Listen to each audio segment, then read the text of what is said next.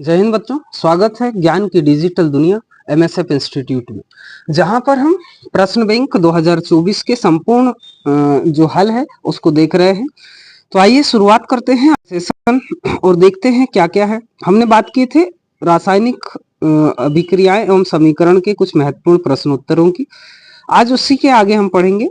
तो हो चुका है आगाज रण का, युग बदलने की है तैयारी, और जीत उसी की होगी जिसका संघर्ष है जारी।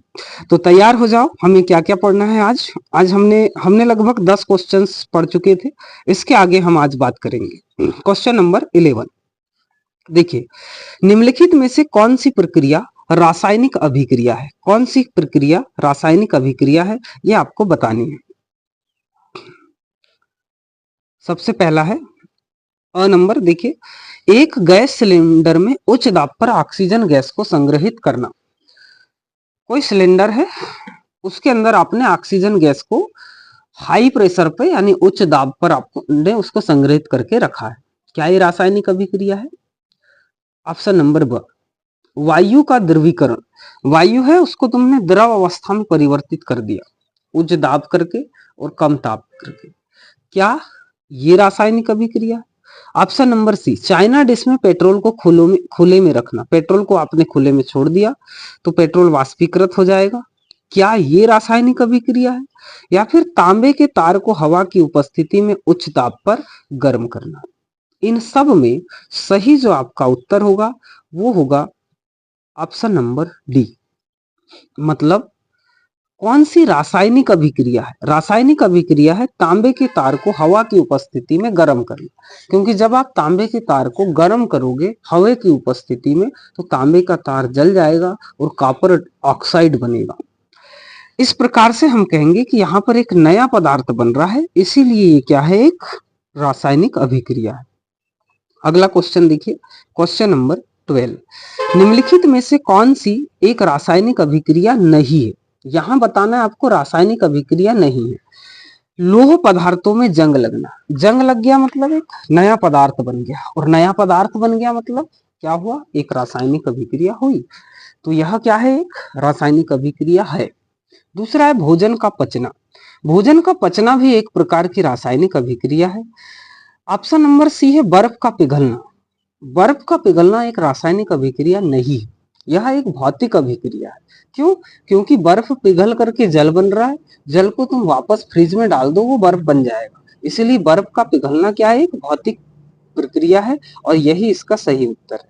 कागज का जलना। जलना जहां भी दिख जाए एक रासायनिक अभिक्रिया ही होती है। दहन यानी जलना एक रासायनिक अभिक्रिया है, याद रखेंगे आप। तो जलना हमारा उत्तर नहीं होगा, हमारा उत्तर होगा बर्फ का पिघलना। ठीक, नेक्स्ट क्वेश्चन देखिए। अगला क्वेश्चन, क्वेश्चन नंबर 13। ठीक है, 13 नंबर क्वेश्चन देखेंगे आप। सोने और प्लेटिनम को गलाने वाले अम्ल का नाम क्या नाम है? बताओ। हमने इसके पहले भी एक सेशन किया था, उसमें भी आपको बताया था कि सोने और प्लेटिनम को गलाने वाले अम्ल का नाम है एक्वारेजिया। अ नंबर पे है एक्वारेजिया। आप लोगों को कमेंट बॉक्स में बताना है कि एक्वारेजिया में कौन कौन से अम्ल मिले होते हैं। ठीक है, आप कमेंट करके हमें इसका उत्तर बताएंगे। ठीक, नेक्स्ट क्वेश्चन है क्वेश्चन नंबर 14। क्या है? किसी रासायनिक अभिक्रिया में भाग लेने वाले पदार्थ क्या कहलाते हैं? उत्पाद कहलाते हैं, अभिकारक कहलाते हैं, यौगिक कहलाते हैं, या मिश्रण कहलाते हैं? तो उत्पाद हम उनको कहते हैं जो रासायनिक अभिक्रिया के फलस्वरूप बनते हैं या बनने वाले पदार्थों को। अभिकारक हम किसे कहते हैं? ऐसे पदार्थ जो किसी रासायनिक अभिक्रिया में भाग लेते हैं। तो हमारा सही उत्तर होगा ऑप्शन ब, अभिकारक। ठीक है, किसी रासायनिक अभिक्रिया में भाग लेने वाले पदार्थों को क्या कहते हैं? अभिकारक कहते हैं। ठीक है, यौगिक किसे कहते हैं? तो दो या दो से अधिक तत्वों के जो मिलकर बने पदार्थ हैं हम उनको यौगिक कहते हैं। दो या दो से अधिक तत्वों से मिलकर बने पदार्थों को हम यौगिक कहते हैं। और मिश्रण क्या होंगे? तो मिश्रण होंगे जब दो या दो से अधिक पदार्थ अनिश्चित अनुपात में मिल जाए तो ऐसे पदार्थों को हम मिश्रण कहते हैं। हमारा इसका सही उत्तर क्या है? अभिकारक कहलाएंगे। Question number 15। ऊष्माक्षेपी अभिक्रिया का उदाहरण नहीं है। प्राकृतिक गैस का दहन, कोयले का दहन, भोजन का पाचन, या जल का विद्युत अपघटन। ऊष्माक्षेपी अभिक्रिया, ऐसी अभिक्रियाएं जिसमें ऊष्मा का उत्सर्जन होता है, हम उनको क्या कहते हैं? ऊष्माक्षेपी अभिक्रिया कहते हैं, जिसमें ऊष्मा का क्या होता है? उत्सर्जन होता है। अब प्राकृतिक गैस का दहन, मतलब आप लोगों ने मेथेन को जलाया, अगर प्राकृतिक गैस को आपने जलाया, सीएनजी को जलाया, तो ऊष्मा उत्पन्न होगी।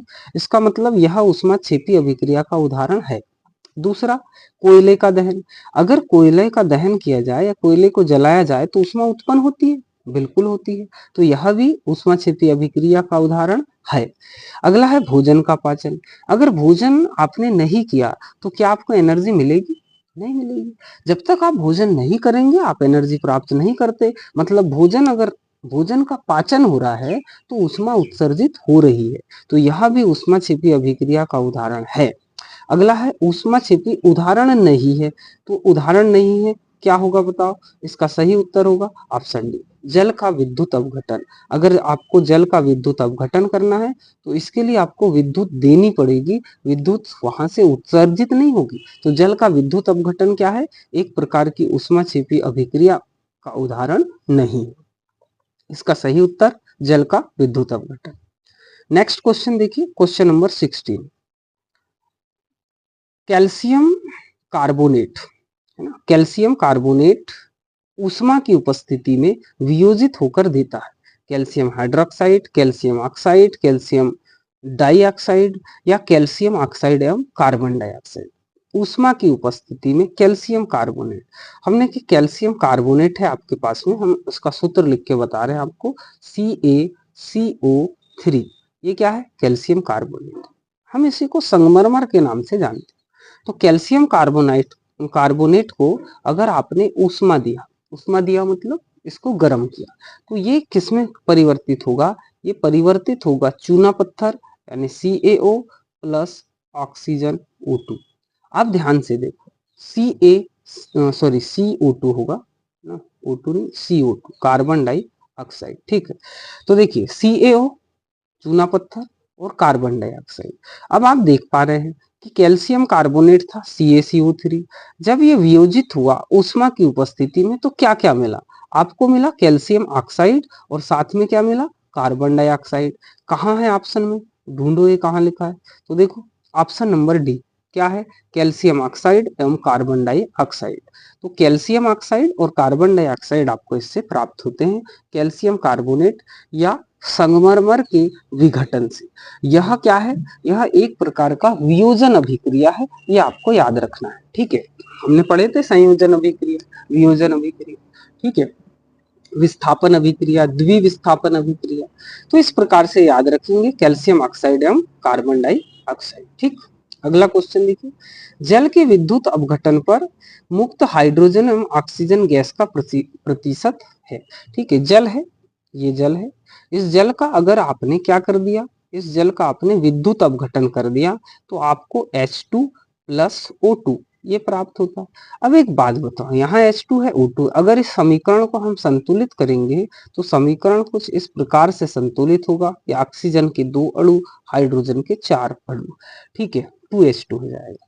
तो इस प्रकार से हम कहेंगे कि जल अगर विद्युत अपघटन किया जाए तो हाइड्रोजन और ऑक्सीजन, हाइड्रोजन 2 है, ऑक्सीजन 1 है, तो इसका मतलब क्या हुआ कि ऑक्सीजन का 1 अणु, हाइड्रोजन का 2 अणु, तो 2:1। किस किस का? हाइड्रोजन ऑक्सीजन पूछा है तो 2:1, ठीक। इसका सही उत्तर हो जाएगा 2:1 के अनुपात में आपको हाइड्रोजन गैस और ऑक्सीजन गैस प्राप्त होती है। कैसे होती है हमने इसको क्लास में डिटेल में समझा हुआ है, हम फिलहाल में रिवीजन कर रहे हैं, तो आप रिवीजन के तौर पर ही इसको याद रखें, ठीक है, 2:1। नेक्स्ट क्वेश्चन है क्वेश्चन नंबर 18, जिन अभिक्रियाओं में ऊष्मा का अवशोषण होता है हम उन्हें क्या कहते हैं? तो ऐसी अभिक्रियाएं जिसमें ऊष्मा का अवशोषण होगा हम उन्हें ऊष्मा शोषी अभिक्रिया कहेंगे। क्या कहेंगे? ऊष्मा शोषी अभिक्रिया। ये क्वेश्चन मतलब प्रश्न अलग से भी पूछता है कि ऊष्मा शोषी अभिक्रिया किसे कहते हैं, तो आपको याद रखना है ऐसी अभिक्रियाएं जिसमें ऊष्मा का अवशोषण होता है ऊष्मा शोषी अभिक्रिया कहलाती है। नेक्स्ट क्वेश्चन नंबर 19, H2 का योग एवं O2 का हास्य क्या कहलाता है? अगर हाइड्रोजन का योग हो जाए तो हम उसको उपचयन नहीं अपचयन अभिक्रिया कहते हैं। क्या कहते हैं? अपचयन अभिक्रिया। ऐसी अभिक्रियाएं जिसमें ऑक्सीजन का ह्रास होता है और O2 का सॉरी H2 का योग होता है, हम O2 का ह्रास होता है, हम उसे क्या कहते हैं? हम उसे अपचयन अभिक्रिया कहते हैं। तो इसका अ नंबर का सही उत्तर है अपचयन अभिक्रिया। नेक्स्ट क्वेश्चन देखिए, क्वेश्चन नंबर 20। Fe2O3 Fe2O3 देखिए क्वेश्चन नंबर क्या है? 20 है ना। क्वेश्चन नंबर 20 क्या है? क्वेश्चन नंबर 20 में, क्वेश्चन नंबर 20 में है Fe2O3 plus 2Al is equals Al2O3 plus 2Fe। ऊपर दी गई अभिक्रिया है संयोजन अभिक्रिया, वियोजन अभिक्रिया, द्विविस्थापन अभिक्रिया या विस्थापन अभिक्रिया। यहाँ पर देखिए, यहाँ पर क्या हो रहा है? यहाँ पर एल्यूमिनियम जो है 2Al यानी जो एल्यूमिनियम है, इस एल्यूमिनियम ने Fe2O3 से Fe को विस्थापित कर दिया। किसको विस्थापित कर दिया? Fe को। यानी यहाँ पर विस्थापन अभिक्रिया है। कौन सी अभिक्रिया? विस्थापन अभिक्रिया। ऐसी अभिक्रियाएं जिनमें एक तत्व किसी अन्य तत्व को विस्थापित करके खुद यौगिक बना लेता है, हम इसको क्या कहते हैं? विस्थापन अभिक्रिया। तो यहाँ पर है विस्थापन अभिक्रिया। संयोजन अभिक्रिया कुछ इस प्रकार से होती है कि दो अभिकारक होंगे A प्लस बी, ये दोनों मिलकर के ए बी प्रकार का एक सिंगल यौगिक बना लेंगे, एकल उत्पाद। तो हम इसको क्या कहेंगे? संयोजन अभिक्रिया कहेंगे। ठीक। वियोजन अभिक्रिया किसे कहते हैं? ऐसी अभिक्रिया है जिसमें कोई ए बी प्रकार का यौगिक होगा, जब ये टूटेगा तो दो प्रकार के यौगिक बना लेगा, A प्लस बी अलग अलग, ये दोनों अलग अलग हो गए, तो हम इसको क्या कहेंगे? वियोजन कहेंगे। द्विविस्थापन जहां पर आयनों का आदान प्रदान होता है, हम ऐसी अभिक्रियाओं को क्या कहते हैं? द्विविस्थापन कहते हैं। जैसे जैसे हमने कहा HCl था और इसके साथ में NaOH था, इन दोनों की अभिक्रिया हुई तो क्या बन गया? एक मिनट ध्यान से देखो। हम बता रहे थे आपको द्विविस्थापन अभिक्रिया। हमने कहा HCl था आपके पास में प्लस NaOH था आपके पास में, ये दोनों की अभिक्रिया हुई तो क्या बना? NaCl बना और साथ में क्या बना? H2O बना। तो यहाँ पे देखो क्या हो रहा है, H के साथ में Cl था, अब H के साथ में कौन है? ऑक्सीजन, ये वाला ऑक्सीजन है ना, OH जुड़ गया ना, और ये Na के साथ में कौन जुड़ गया? Cl जुड़ गया। तो ये विस्थाप मतलब आदान प्रदान हो रहा है आयनों का। हम ऐसी अभिक्रियाओं को क्या कहते हैं? ऐसी अभिक्रियाओं को हम कहते हैं द्विविस्थापन अभिक्रिया। नेक्स्ट क्वेश्चन देखिए 21। किसी रासायनिक अभिक्रिया की पहचान है? रंग में परिवर्तन बिल्कुल है, अवस्था में परिवर्तन ये भी है, तापमान में परिवर्तन ये भी है। तो इसका सही उत्तर ये सभी। ठीक है, कि कोई रासायनिक अभिक्रिया होगी ये अगर सारे गुण उसमें होंगे। अगला क्वेश्चन देखिए, क्वेश्चन नंबर 22। कैल्शियम ऑक्साइड की जल के साथ अभिक्रिया कैसे होती है? तो ये पहले भी आया हुआ क्वेश्चन है। क्या है? ऊष्मा छेपी अभिक्रिया। कैल्शियम ऑक्साइड हमने सूत्र बताया CaO, इसी को बिना बुझा चूना भी कहते हैं, इसी को अनबुझा चूना भी कहते हैं। ठीक है, इसी को कली का चूना भी कहते हैं। जब ये जल के साथ में अभिक्रिया करता है तो क्या बनाता है? कैल्शियम CaOH ट्वाइस बनाता है और साथ में ऊष्मा उत्सर्जन करता है। ऊष्मा है ना, बहुत सारी मतलब आप जब चूने को पानी में डाल देंगे तो पानी गर्म हो जाता है ना, तो इस प्रकार से। अब गर्म पानी में नहीं डालना है, ठंडे पानी में डालो। ठीक। अगला क्वेश्चन देखिए, संयोजन अभिक्रिया का उदाहरण है कोयले का दहन, कैल्शियम ऑक्साइड की जल से क्रिया, प्राकृतिक गैस का दहन, जल का विद्युत अपघटन। संयोजन अभिक्रिया हमने कहा कॉपर प्लस ऑक्सीजन, ये दोनों मिलेगा तो CO2 बनाएगा, यही है कोयले का दहन। कार्बन है ऑक्सीजन से जुड़ा, क्या बनाया? CO2 बनाया। तो यह एक संयोजन अभिक्रिया का उदाहरण है। ठीक है, जल का विद्युत अपघटन नहीं होता, क्योंकि जल का विद्युत अपघटन होगा तो अलग अलग हो जाएगा। अपघटन हो रहा है ना, अपघटन का मतलब टूट जाना। ठीक है, तो ये याद रखेंगे आप। अगला क्वेश्चन नंबर 24 भी देखिए, यहाँ कहीं छुपा हुआ है, ये दिखाई नहीं दे रहा था। क्वेश्चन नंबर 24, किसी रासायनिक अभिक्रिया में बनने वाले पदार्थों को क्या कहते हैं? उत्पाद कहते हैं। ठीक, क्या कहते हैं? उत्पाद, प्रोडक्ट हम कहेंगे। किसी रासायनिक अभिक्रिया में बनने वाले पदार्थों को उत्पाद कहते हैं। ऑप्शन सी इसका सही है, ये बात याद रखेंगे आप। आगे देखिए, आगे क्या है? आगे है रिक्त स्थान की पूर्ति करें। इसको हम नेक्स्ट सेशन में पढ़ेंगे। फिलहाल के लिए इतना ही काफी है। आप लोगों ने लगभग 24 क्वेश्चन का रिवीजन किया। ये प्रश्न बैंक हम कंप्लीट रिवीजन करवा रहे हैं, तो आप अपने दोस्तों को भी बताएं, इसके बारे में शेयर करें और चैनल को सब्सक्राइब करें, वीडियो को लाइक करें। फिर मिलते हैं नेक्स्ट वीडियो के साथ। तब तक के लिए पढ़ते रहें, बढ़ते रहें। जय हिंद।